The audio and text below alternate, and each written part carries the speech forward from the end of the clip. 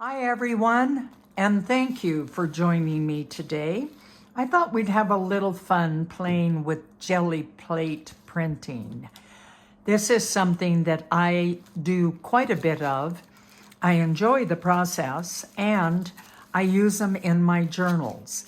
And we'll go through several kinds of papers. I'm going through a stack here to show you some examples that we will later talk about.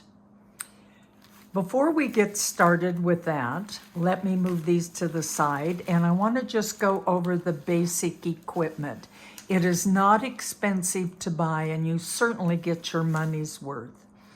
This is the jelly plate. It is like a rubber jelly, very flexible, comes in all kinds of sizes and shapes. I only have this big one, and then I also have a smaller one, a 5x7 and 8x10, but you can get them in different shapes also. That's your main piece of equipment, along with a brayer, B-R-A-Y-E-R, if you're not familiar.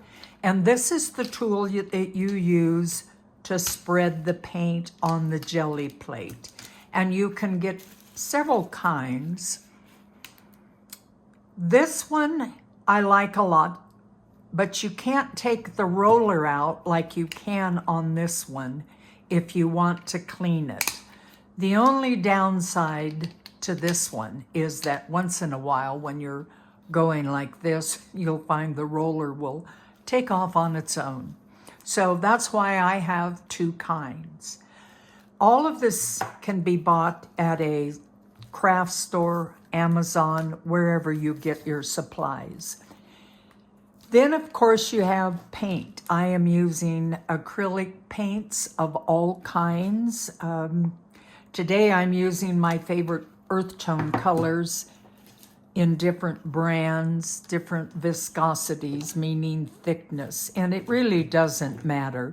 You can also use inks on this. You can experiment with all kinds of things. This is just a fun thing to do. We're going to go through how I use it to get my grungy old world look.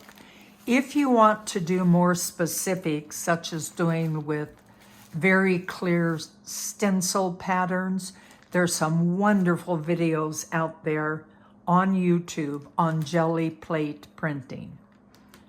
All right, let's get started. First of all, you know that I am very much into using supplies, recycling supplies. So the first paper that I want to go through is tissue paper. The kind, this one particularly, I got in a box when we ordered some shoes. You know how they stuff everything with tissue paper. Or your tissue paper that you can buy at a craft store again. Now, one thing about tissue paper, it does not take water very well. And of course, the paints are liquid. So you could have some issues with tissue paper tearing. This particular, let's just call it tissue paper, shoebox tissue paper, is a little bit thicker and it has kind of a shiny side. So this is actually a pretty good one to use. You can already see it sticking to the jelly plate. But I also want to say that if you tear a tissue paper, let me see if I can find an example, and probably in our work you'll see it tear when we're trying things. This is a regular tissue paper like I had in another box that's very lightweight. You can see right through it. This one tore. This one did not take up the jelly plate quite as well, and that's fine. These are great. Don't throw anything away because they also make great collage pieces. In fact, I can see this particular one glued to a heavier page, and then you spray on it with inks or you use your colored pencils. great background material. So nothing gets thrown away. All right, with that said, let's start out with a beautiful, this is called green gray. And this is a color that I like a lot. It's kind of a neutral. Well, aren't we having fun today? That one doesn't want to open, so we'll go to a new one. This is a fun color. It's kind of an earth tone green gray. We're going to spread that on the jelly plate, but first you might notice all of these other inks from a jelly plate printing previously. We're going to leave those. We're going to see if we can also pull those up, because you can do jelly plate printing in layers. The key to jelly plate printing, if you're going to do layers or stencils, each layer needs to dry completely. We might do a little bit of that later, but we're going to start very simply. Also, whether you live in you're working in a cooler climate or a warmer climate, that will affect how quickly you need to work with the jelly plate printing. I was doing some at home before we went off, and it was 90 degrees, and boy, my paint dried like that. So I wasn't as successful that day in doing what I wanted. Just be aware that temperature will affect the results. So now that we are done there, let's put our first layer down. This beautiful, and when you roll in one direction. Get a nice even coat. Well, I said that, but my camera is in the way, and so I'm kind of having to work around it. And get it out there as evenly as you can, or not. And what I mean by that is, as you work with the jelly plate, experiment. You will find all kinds of ways that you can do it for different effects. Now you'll see the paint is still on my brayer. You'll also notice this brown paper here. What I do is clean my brayer off. You can hear that crackling from the paper between using it. That way, I also get some great background paper that when I mail anything, I wrap it up in this wonderful paper with all this art on it. So it's, again, a good way to use supplies that you have around the house, because this paper came, I think, from an Amazon box that they always stuff a ton of paper into it. All right, we're going to start with this. This is a piece, big piece. I should have torn it in half. This is more of a regular tissue paper. So we're going to start, and you can press into the jelly plate several ways. You can use your hands like this. You can also, again, use your brayer. What you're trying to do is get a good contact with the paint. Now, I, again, like the rough background, so I don't care if there's wrinkles in this. Let's just roll it real good. And when I remove the paper, again, because the tissue paper is so fragile, let's use that word, I try to grab it in two even places and pull it gently. This is what I love. I just love the surprise of, oh, what am I going to get? How good did this adhere? Now, in this case, we have some open spots. You'll see that there's still some of the glue, the paint left on the jelly plate. That's okay, because we'll use it. Now notice here, see this dark blue right there? Let's see if I can get in closer.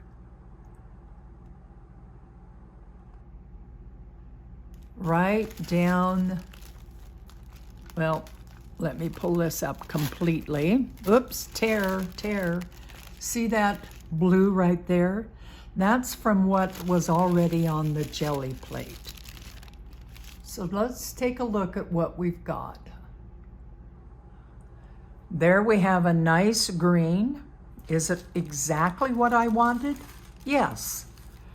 And here's why I say that. Because I don't have any exactly what I want. My whole thing is about experimenting. Now, I have this left. So what I'm going to do is just put another color on top of it. We're going to use this bright yellow. And this is a thick body acrylic. And again, it doesn't make that much difference. Ooh, look at how pretty that is. Now, you will notice how thin this layer is. I don't think I want it that thin. I need the layer thick enough that it's going to pick up some of the green underneath. So I'm going to add a little bit more. Now, if I wanted just a ghost of that color, I would leave the thin layer. And again, I am working around my camera stand here, so you're going to see me kind of doing this a little different than I normally would if I had open space here. If you go out to YouTube and you look at any other videos, you'll see that people roll it in a certain way. There goes my cleaning tool again. So now this will be a challenge because remember, we're putting a lot of wet paint onto tissue paper. Now, I don't have that on exactly, and that's okay.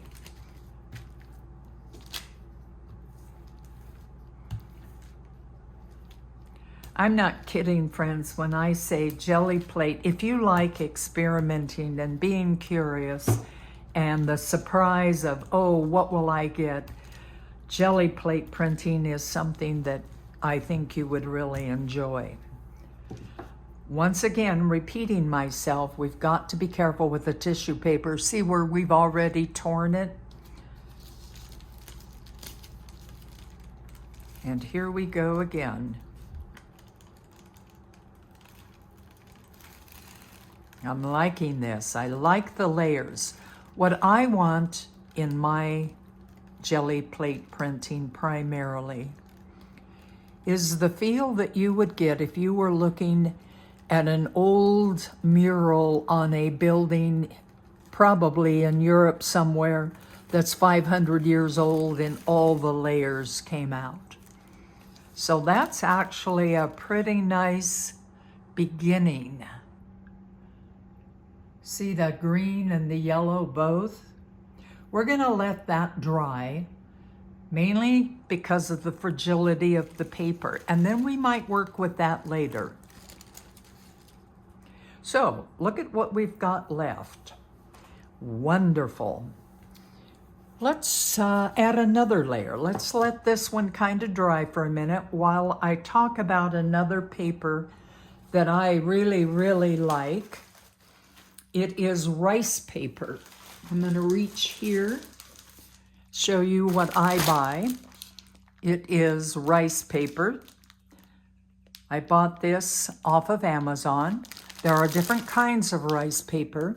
And the beauty of rice paper is that it's lightweight, so you can use it in collage and layering, but it also takes a tremendous amount of work. And what I mean by that, I almost said a tremendous amount of beating, but that's not what I was trying to achieve.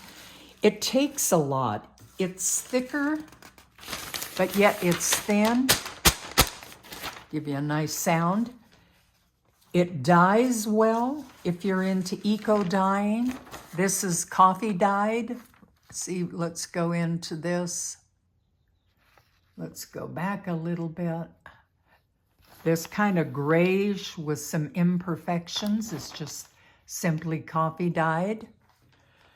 So I don't have to be quite as gentle as I did with the tissue paper. Here's another one of my favorite colors. Ooh, I just love it. Nice, nice, nice. I can actually add more paint. I can get a little bit thicker layer. I'm beginning to be very ambidextrous working around this phone stand. I want a little more down here. Shoot, I like what it looks like just on the Gelli plate, let alone what it's going to look like on my paper.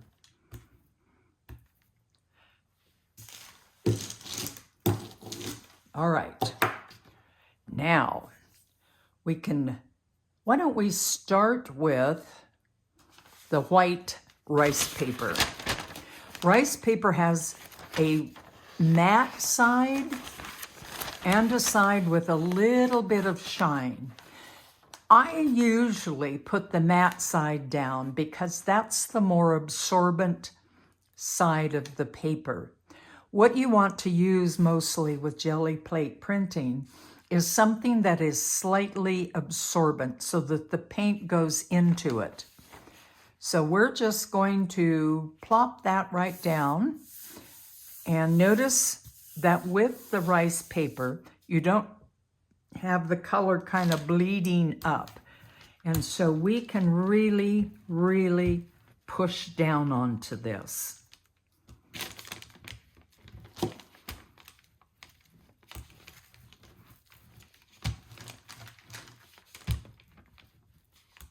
I also like to use my hands, mainly because I just love the feel of working with my hands on everything.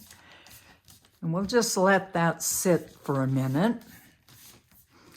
Make sure we get good contact. And sometimes the heat of your hands will also warm it enough that it will get into the paper. This one, same thing. I'm going to pull it from the end, kind of even, but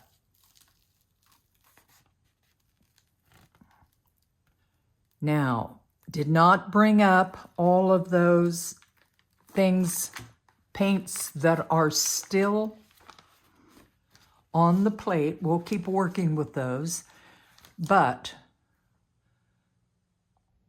look at the beautiful nuances and colors in this particular one. Now, because this is so easy to work with, I'm going to go ahead and set that aside, and I think later in a little bit we'll work with a stencil on this.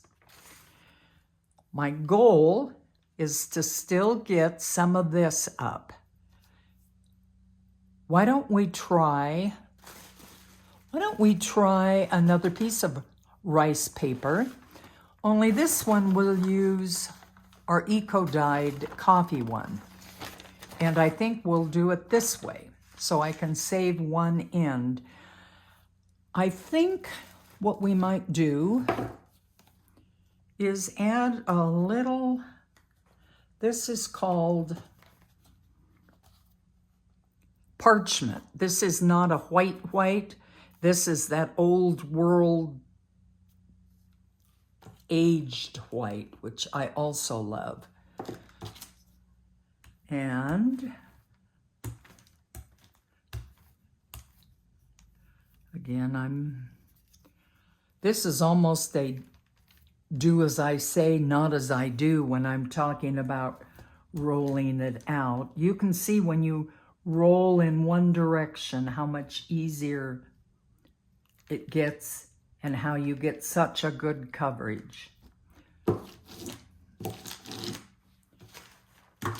Sounds of rolling off on my paper. So that's a nice color. It will go well against the background of this gray. And this time I think I will put up there, no, I'll go ahead and put the more absorbent side down.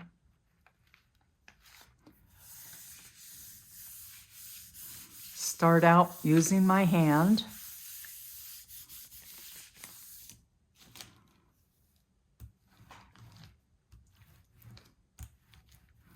We're going to give this a minute to rest, to sit.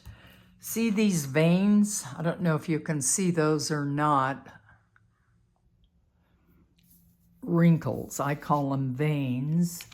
I like those because then when I pull off the page, again, it will add more character. That's all I'm looking for, friends, with mine is character that I can then use in my journals as background or in my, what I've started doing is also taking some of these and using them on canvas as part of the collage. So I think we'll just keep pushing down on this. Let it sit for just a minute. We'll let it sit for a minute and then we'll be right back. All right, we've let this sit for about 2 minutes now, and I've rubbed my hand over it a little bit. So let's see what we get, having let it be on the paint a little bit longer.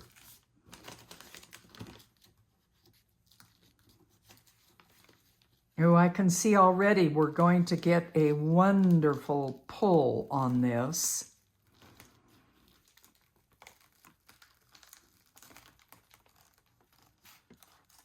This is what I like to see. Look at all those colors.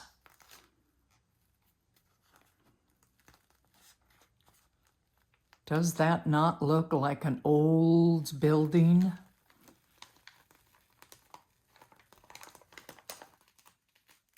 Beautiful. Now, in examining this, you can see that all of the layers that were down there have pulled up at some point, not evenly. Here are the wrinkles, the veins, as I call them, through that. So I'm really happy with this, and I will be able to use this quite a bit, but we're not done with it. Sometimes I have to remind myself not to fall in love with a particular look because I want to keep adding to it. So we're going to use this again. See this that's still down here? I think we can pull a little bit more of that up. And I think the color that we will use to pull it up, is a little redder. This one is burnt sienna. We're just going to put a little bit down here. Trying to use this tube up. I have another one. That one looks done. We're just going to kind of go down here in this corner. So now I'm being real specific on where I put the paint. Let's see if I have the other tube here. Yeah, here's the other burnt sienna.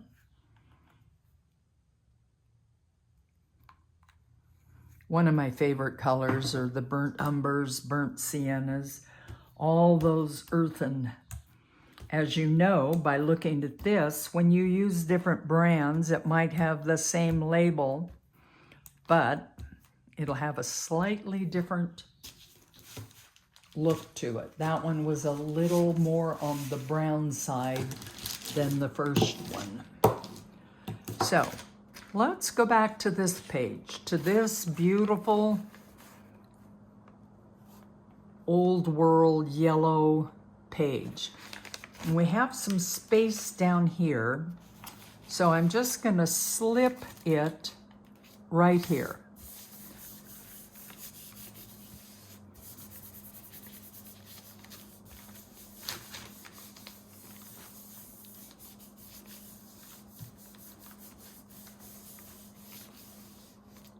I'm going to hold it here for a minute.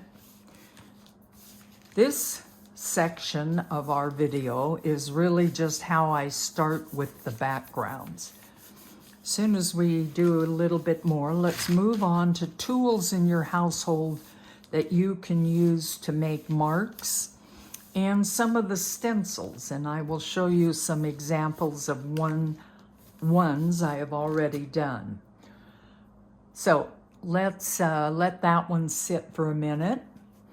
And let me pull out other examples of different papers that I've used. This is an old book page. Wonderful, wonderful vintage book. And I did the same process. This side, I was actually cleaning up the Gelli plate. This size page works perfectly with a smaller 5x7 Gelli plate. That's what I used on that.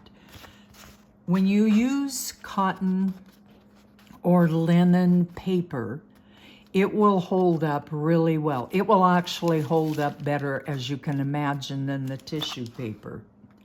That's one page that I did. Maybe I don't have another one with me. But you can use any kind of paper. And that, again, is the fun of experimenting. These are pages that I will do at some point. These are from old books, I mean, that were printed in the 1800s. Very different type of paper. When you go back to the 1800s, a lot of it is linen-based paper. This is from a book from the 40s. This is more of a cotton paper. So these pages will work just as well as, say, for example, my rice paper. All right, let's see what we got with this one. Let's start here. This will be a total surprise for both of us. Now, that color was a little too dominant. Let's take a look here. You can see over here, let's move this back. You can see in this corner right here, some of the other old paint pulled up. But I made the mistake of putting, this is an excellent lesson actually. I forgot not to put the darker color over the lighter color. You can see I've kind of messed up my lighter color by breaking that rule. So when you're working with Gelli plate, just remember the last color that you put down to pull it up is going to be your predominant one. So start, if you want the layered look beyond just that, start with the lighter color, or excuse me, the darker colors and work lighter. Don't do what I just did. Although that's okay, because I will still be able to use that. I'll probably use that, tear it up for collage more than anything. I'm going to try something on this page that I just showed you. I had this page from the 1800s. So let's just very quickly put it down and see what we get on this.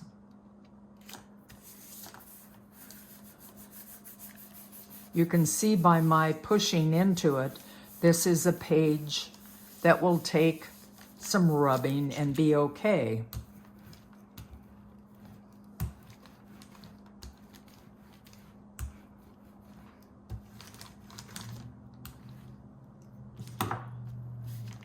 A lot of times when I'm doing Gelli plate printing, I'll just spend a couple of 3 hours in the morning, and then pretty soon I'll have a stack of papers like this I can draw on, meaning go to that pile and add as pages or use as collage.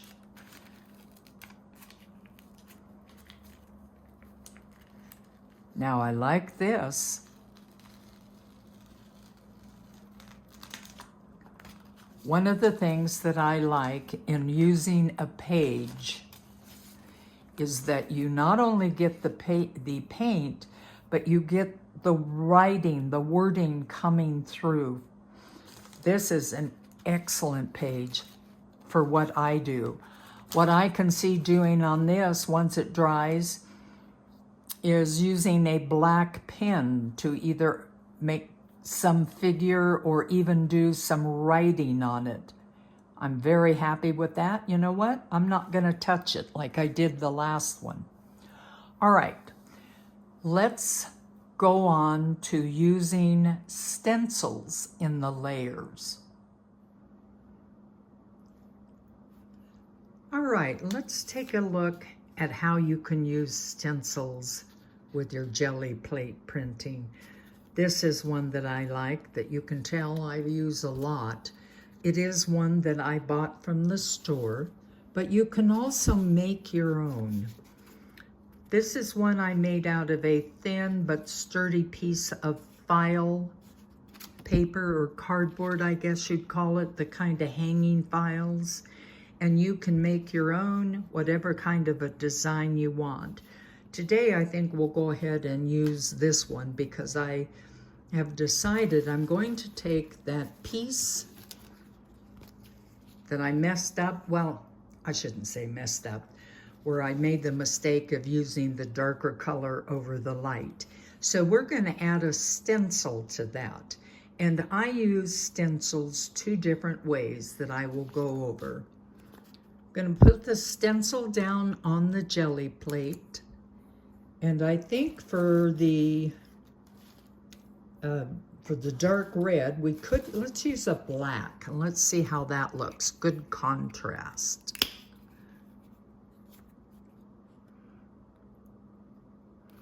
Nice layer.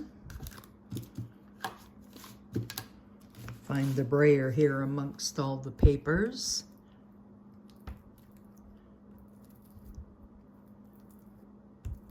Cover all the holes.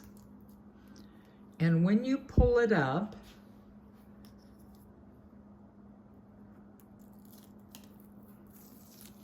you have that great pattern, which we will definitely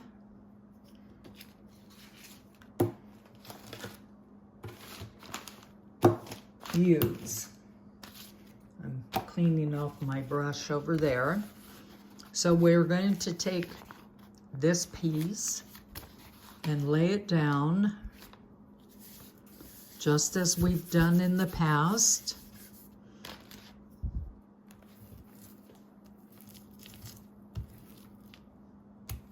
Interestingly enough, sometimes when you go across the back like this, you get some pretty pages also. Move this back. Oh, you'll notice that you do have a tendency to get paint, so if you want, you can wear gloves to avoid that.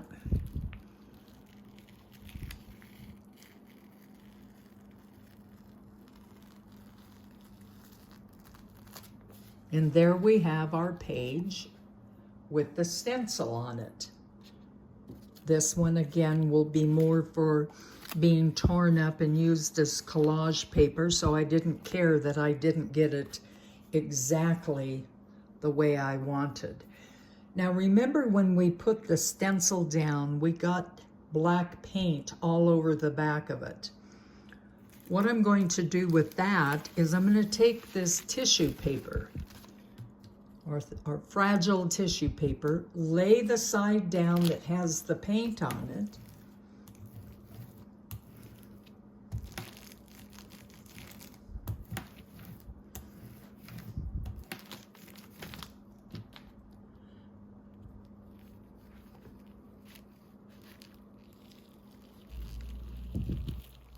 and we get a reverse of that. And that works very well with the tissue paper. That way you don't tear it as you go up. And in fact, there's enough paint on the back of this that maybe over here one more time, we can get a little paint off that, and we can get what I like to call a ghost print. And you'll see why in a moment.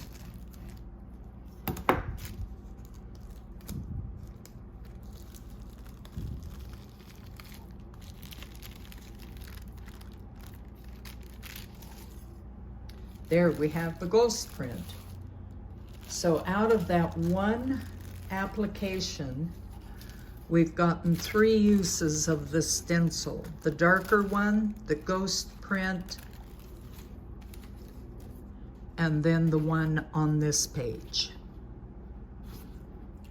The other thing that you can do is look around your house for items that will make a mark in the paint. I think what we'll do, let me pull out one of these pages that I had made from a different time using the Gelli plate printing. And I'm going to go with one that's on the rice paper. Well, here we go. This is one I did before. Let's zoom in on it. Great, isn't it? And what we can do, and actually, quite frankly, I don't want to use that one, so let's put that aside. Let's go ahead. I like that one too much. I like this one too. This is the one we did earlier on the rice paper. But again, we're going to use part of it. I'm going to get a complementary color. I seem to like that parchment color. It's a nice light color. And we're just going to go right over the top of what we had.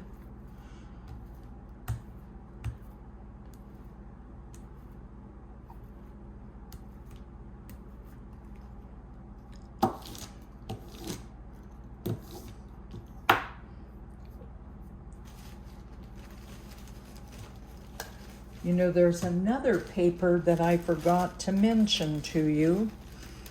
It is similar to tissue paper, a little stronger, not as strong as the rice paper, but this is called exam paper. And you can buy it off of the internet if you want to. Just be aware it usually comes in a big roll. It's called exam paper because it is that paper when you go into the doctor's office and you have an exam, they have that paper and then they change it. Well, that's what this is. So we'll try that. So here, here we have the white, and we're going to make marks in it with this potato masher. Just a household item. But it's great for mark making, obviously. And we're going to put down our exam paper.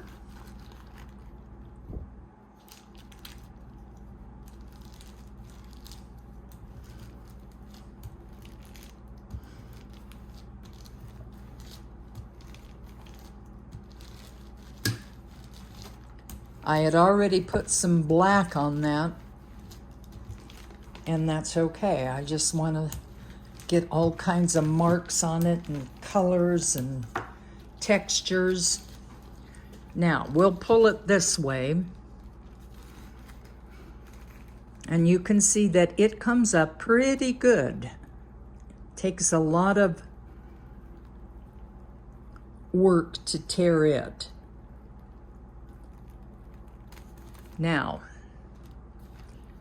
the only thing that this did not accomplish, it did not show the marks from the potato masher. What it did is it pulled up all the old paint that was on there, and it gave us that old world look. So in order to demonstrate the marks, I think what we'll do, we're gonna do two things. We're gonna be real dramatic here, get outside my normal color scheme a little bit. This one is raw sienna. We're gonna put down a base of raw sienna.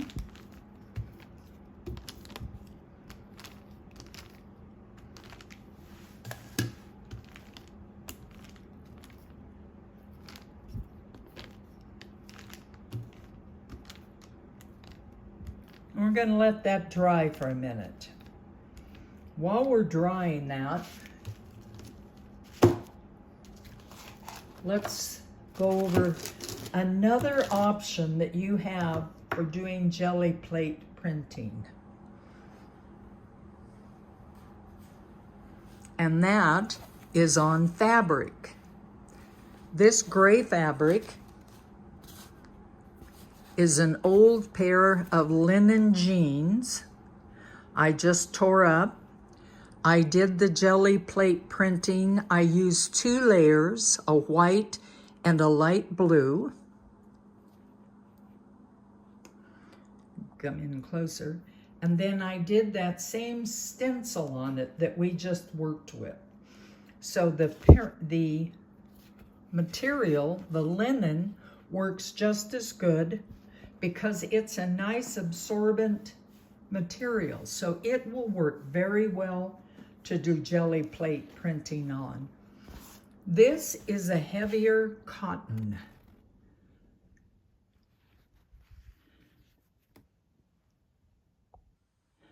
You can see that it made a great background. Also, I did the same process, several layers trying to get that old world look.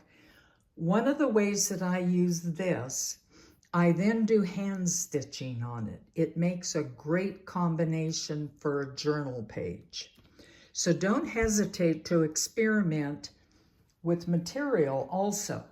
Just like paper, you will find that different materials will absorb the paint differently. Again, to me, that's part of the fun, is the surprise.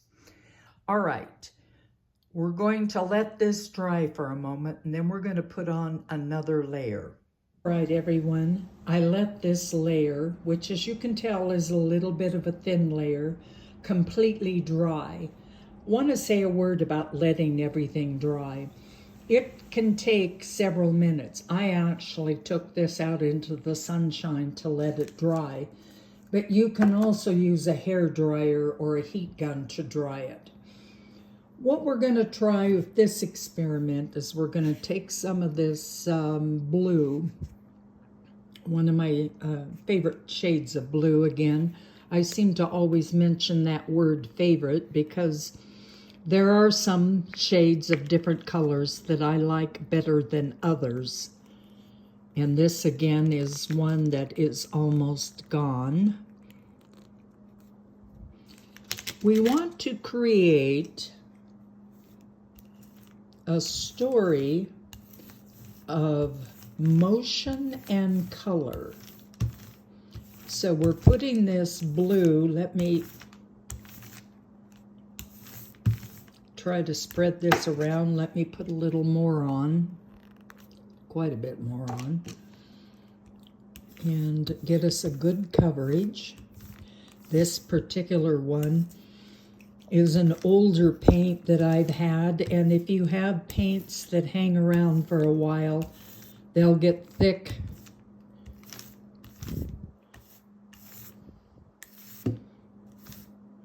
There we go. That is a good cover. So this one does not have to dry. Clean off my brayer. Now let's see if we can create a little motion here. Let's take our stamp. That's not stamping too much, but it's going to give us some lines. It's just mainly for the idea. let's take this. This is just a long bamboo skewer, and we're going to pretend like we're writing a scenic writing. The writing that you know it's writing, but you can't read it. In fact, let's just make some more marks.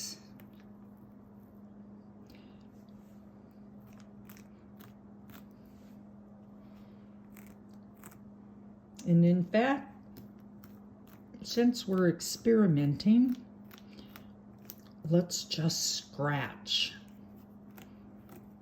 Now that dried pretty quickly.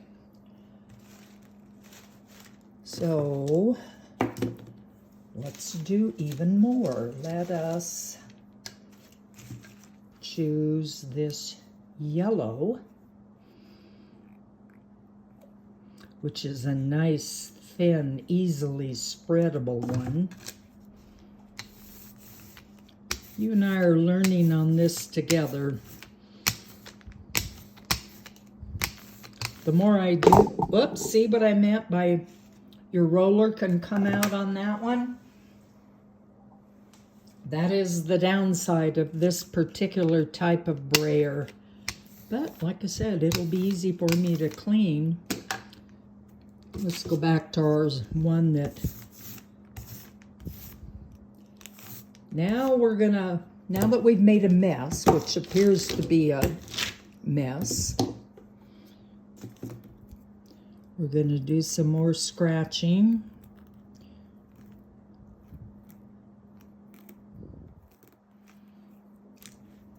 And we're going to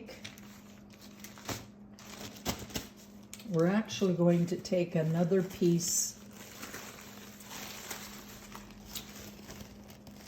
of the tissue paper that came in the shoebox, the one that's a little bit stronger. And we're going to put that down.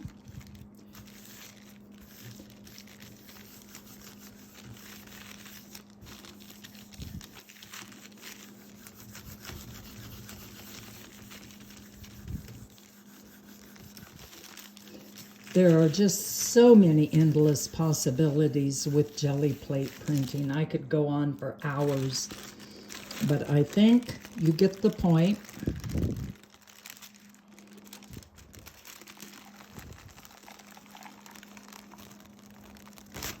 You can see we do have a small tear down here.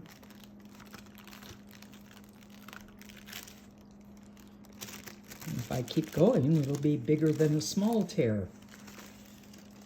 So here is the result of that.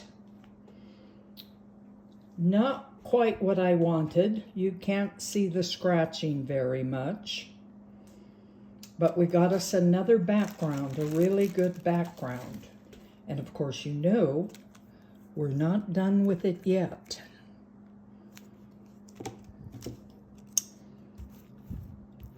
I have no doubt that all of these pages, in one way or another, will wind up in my future journals. Or I know somewhere in my art they will appear. All right, let us take the back side. This, remember, is the rice paper, and we'll use, no, we'll do a different one.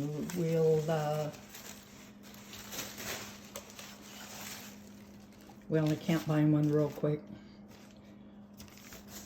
So we use the back side of this one. Then I'll get to choose which side I like the best.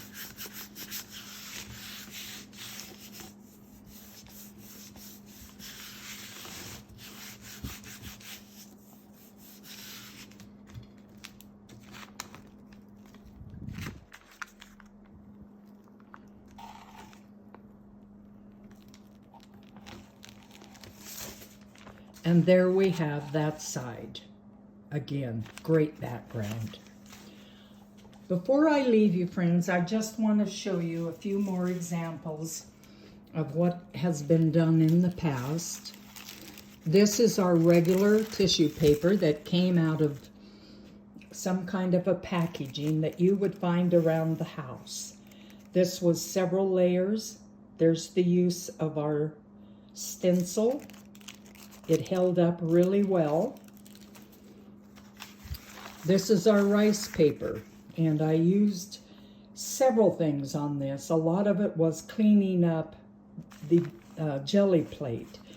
And again, lots of movement, lots of texture, lots of layers. An example here of what I call the ghost print. That's where you put a very, very light layer of paint down with the stencil. Going out of my comfort zone using a bright blue, actually 2 shades of blue. I'm sure I would find this on a wall in Greece somewhere. They're known for their beautiful blue. This is a small piece, regular tissue paper that will be torn up. This one I love also. I want to show you this one. This is on the rice paper. Let's go deeper into this one and look at all the layers. There is the ghost of the stencil. There's the cadmium yellow. There's some brown. There's some gray. This is what I like to achieve. That's why on a background like this, I will continue to experiment. So friends, I hope you've enjoyed this play day as much as I have. I hope that you will go out and get yourself a jelly plate and start experimenting. And whatever you do, have fun. If you like this, please hit like and subscribe if you're not already a subscriber. I will answer any questions you have. Thank you so much for playing with me today.